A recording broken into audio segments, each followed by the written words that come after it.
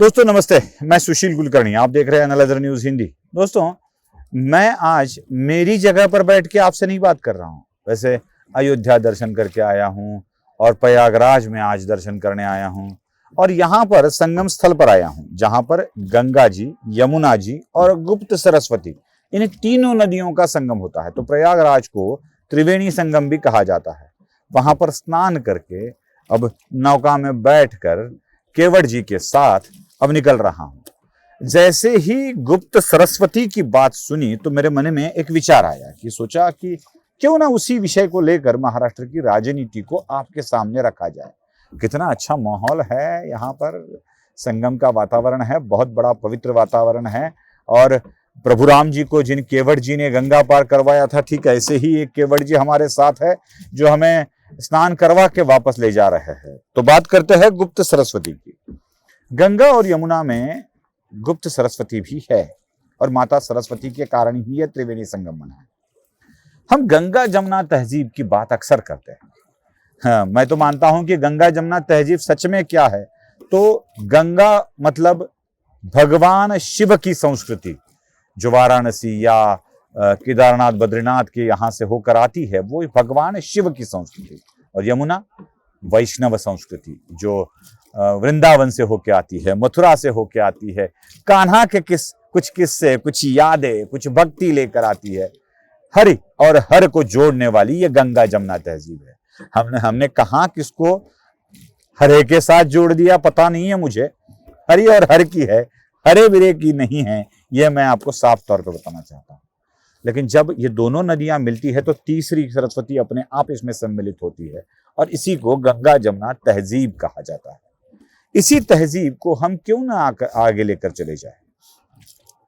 गुप्त सरस्वती वाली बात हम क्यों भूल जाते हैं। महाराष्ट्र की राजनीति में यही गुप्त सरस्वती वाली बात भी लोग आजकल भूले जा रहे हैं।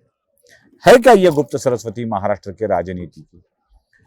महाराष्ट्र की राजनीति के दो भिन्न भिन्न प्रवाह हैं, जिन प्रवाहों को साथ लेकर वो आगे बढ़ती है। अब इनमें एक तीसरा प्रवाह भी आ जाता है और वो प्रवाह होता है जो आजकल हमें गुप्त सा दिखता है। वो प्रवाह आजकल बी टीम के नाम से जाना जाता है। तो महाराष्ट्र की राजनीति में बी टीम हो जाती है जो भारतीय जनता पार्टी को सपोर्ट करती है। अक्सर ये अफवाहें फैलाई जाती है कि प्रकाश आंबेडकर हो या AIMIM के ओवैसी साहब हो, ये भारतीय जनता पार्टी की बी टीम है। और वो भी लोग आजकल खुलासा करना बंद कर दिया है उन्होंने कि हम बी टीम है, हम ये है, हम वो है, वो खुलासा करना बंद कर दिया है। एक गुप्त सी बात है दोस्तों महाराष्ट्र की राजनीति में। हुआ ये है कि कांग्रेस की चाल देखो ऐसी है, एनसीपी की चाल देखो ऐसी है कि जो उनको सपोर्ट करते हैं वो होते हैं पुरोगामी, वो होते हैं असल महाराष्ट्र की राजनीति चलाने वाले। और जो उनको सपोर्ट नहीं करते ना, वो होते हैं भारतीय जनता पार्टी की बी टीम। मतलब अगर प्रकाश आंबेडकर, ओवैसी या मनोज जरांगे कांग्रेस, राष्ट्रवादी कांग्रेस के खिलाफ खड़े होकर अपने आप को खड़ा करने की कोशिश करे तो हो जाएंगे भारतीय जनता पार्टी की बी टीम। हमारे भाऊ तोरसेकर ने भी कह दिया था कि मनोज जरांगे का असल चेहरा कौन है, उसको कौन बात करने को कह रहा है। कोई कहता है शरद पवार, भाऊ ने तो अलग ही बात बोल दी, देवेंद्र फडणवीस। अब ये भी बी टीम में सम्मिलित होने की संभावना हो जाती है। मैं मनोज जरांगे को अपील करना चाहता हूं कि महाराष्ट्र की राजनीति में अब तक मराठा समाज को एकत्रित कर सके ऐसा एक भी नेता नहीं मिला है। और क्यों ऐसी बात करना कि हम राजनीति वाले नहीं हैं। देखो, परिवर्तन लाना है तो राजनीति में आना ही पड़ता है। सत्ता के गलियारों से गुजर कर ही आप दुनिया में परिवर्तन ला सकते हो। पास में अधिकार नहीं है और चले हैं परिवर्तन की लड़ाई लड़ने। ऐसी बहुत लोगों ने बहुत सारी परिवर्तन की लड़ाइयां लड़ी है। वो जितनी भी ऐसी लड़ाइयां चली है ना, उनका उत्तर कुछ खास नहीं मिला है। जैसे मुंबई के कापड़ गिरणी के आंदोलन चले, आज भी देते कैसे नहीं, देना चाहिए, देत कसा नहीं, दिलाच पाहिजे, ऐसी घोषणाएं चलती रहती थी। लेकिन ऐसी घोषणाओं से हाथ में कुछ नहीं आया, बस घोषणाएं चलती रही।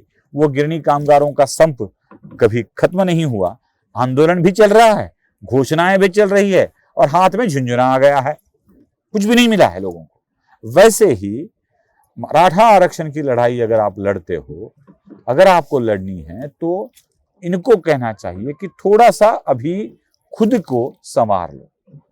ऐसी बातें आप करो कि जो सालों साल चल रही है, ऐसी मत करो, चलेगी भी ऐसी मत करो।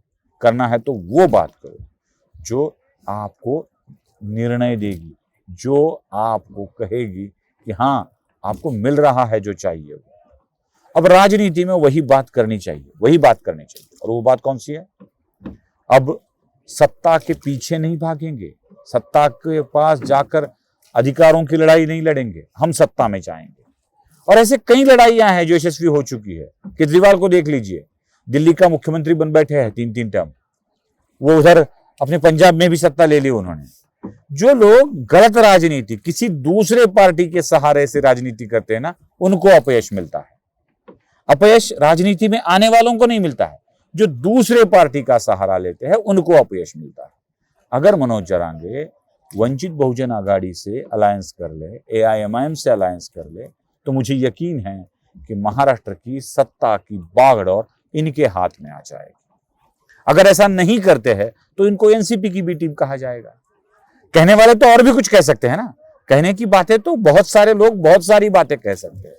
तो ये जो मैं संगम से बात कर रहा हूं ना, गुप्त सरस्वती वाले, तो यही गुप्त सरस्वती वाली बात मनोज जरांगे समझ ले और महाराष्ट्र की सत्ता के प्रमुख होने का प्रयत्न कर ले। नमस्ते।